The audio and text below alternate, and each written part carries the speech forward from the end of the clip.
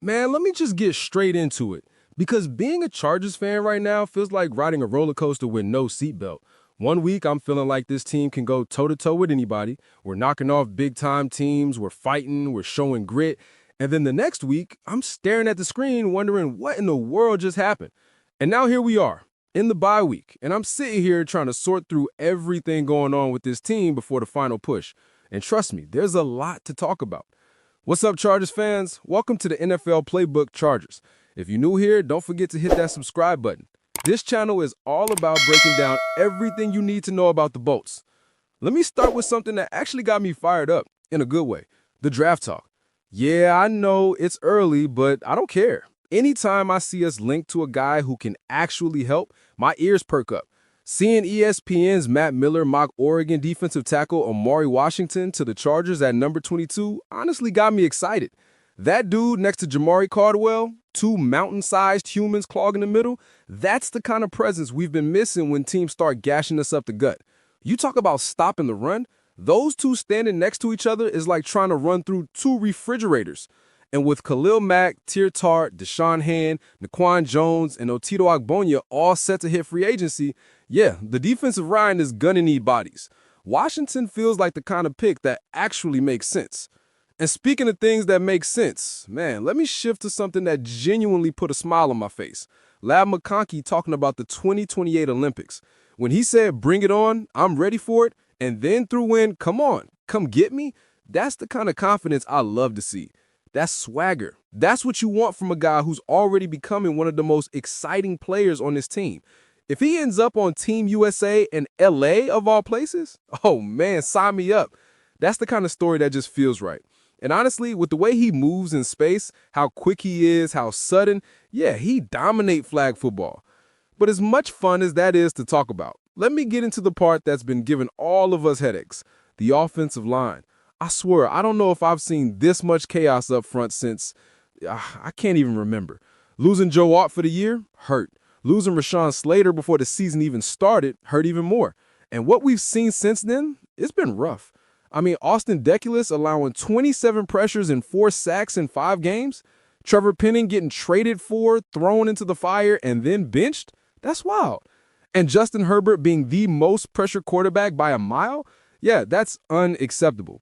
So when Jim Harbaugh came out and said that Jamaree Salyer is an option at left tackle, man, I was relieved. I've been shouting this for weeks. Salyer has done it before. He stepped in back in 2022 and held his own. Didn't allow a single sack in his first 7 starts.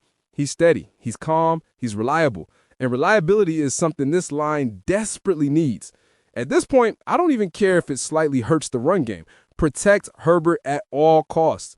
But it's not just the injuries. It's the rotating door, the constant shuffling, the lack of chemistry. And when I read that the Chargers have already given up 37 sacks, second most in the league with the bottom 3 pass block win rate and run block win rate, come on, man. How are we supposed to win like that? We're not. And that's why this bye week is huge. This is where this coaching staff has to put their heads together and decide these are our 5. Ride with them. No more changing every week.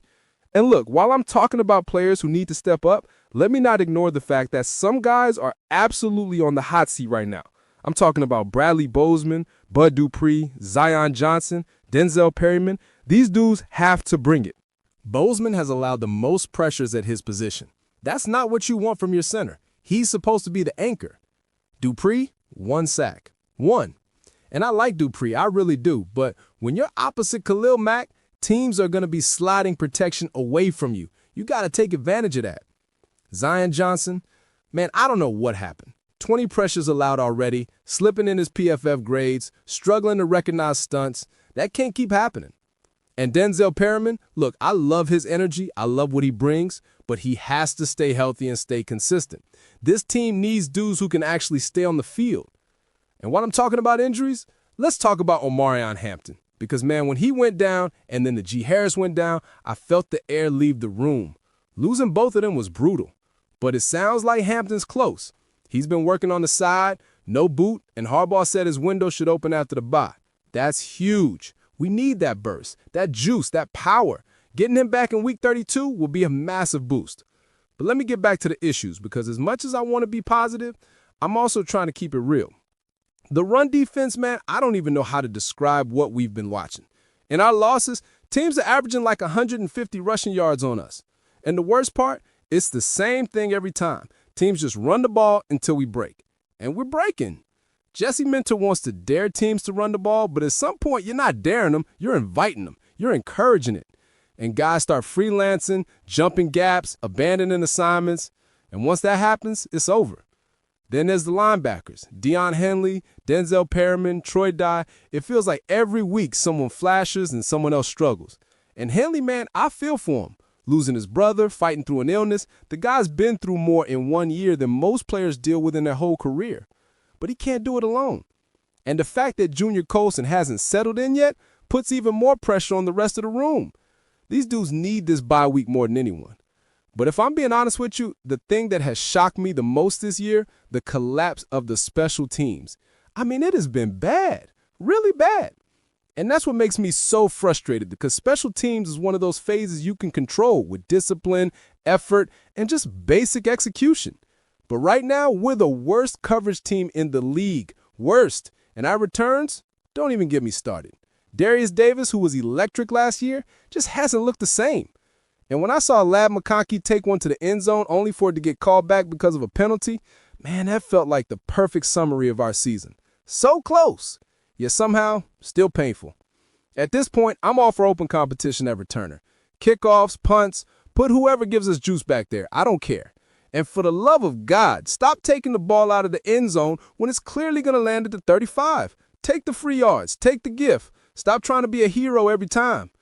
Now look, with all the frustrations, all the holes, all the struggles, I still believe this team can make the playoffs. I know that sounds crazy, but I've watched this team beat legit contenders even while being banged up and inconsistent. I've watched Herbert throw for big numbers with chaos around him. I've watched the defense dominate when they're actually in the right situations, and I've watched these guys show fight in big moments. This bye week, this is the turning point. This is the reset. This is where the excuses stop. This is where the film gets brutally honest. This is where the coaches have to adjust, the players have to tighten up, and everyone has to come back with a different level of urgency. Because if we come out of this bye and beat the Eagles, the whole conversation changes. If we beat the Chiefs again, changes. If we take care of the Broncos, changes. If we go into the Texans game and actually look like the offense we know we can be, everything changes. And that's why I'm still here. That's why I'm still fired up. That's why I'm still making videos, still talking about this team, still invested. Because as frustrating as this season has been, as chaotic as it's been, I know this roster has the talent. I know the coaches have the experience. And I know the window is still open. Barely, but it's open. So yeah, I'm passionate. I'm frustrated. I'm hopeful. I'm all of it at once. That's being a Chargers fan. But I'm telling you right now, if this team uses this bye week the right way, if they actually fix the things that are fixable, if the offensive line finally stabilizes, if the run defense finally stiffens up, if special teams stop sabotaging us, if we get on Marion Hampton back, if we get that spark, this team can finish strong. And I'm going to be right here for every second of it. Go Bolts!